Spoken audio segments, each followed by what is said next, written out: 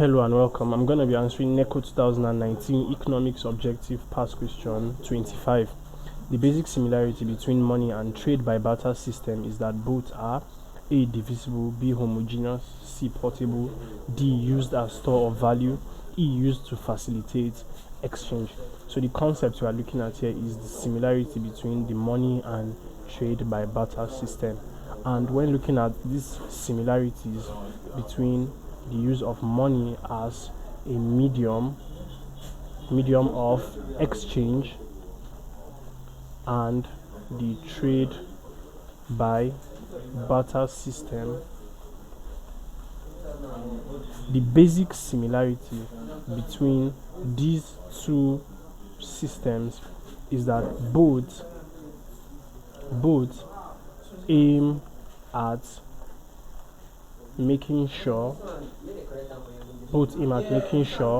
that exchange of goods or services